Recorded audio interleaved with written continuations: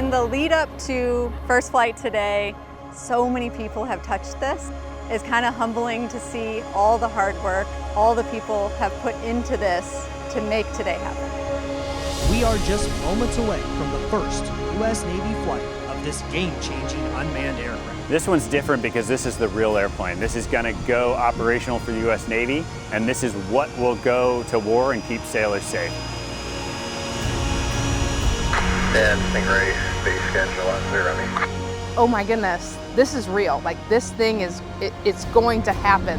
This is something that's going to fly. 5, 4.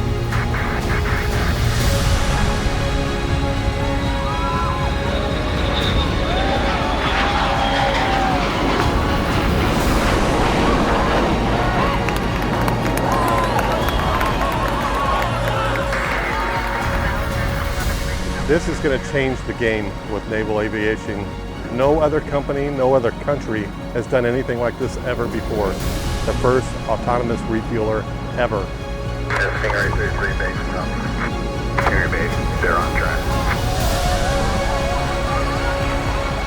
This is not the finish line. This is a milestone, and it means that we are one step closer to delivering our commitment to our naval customer.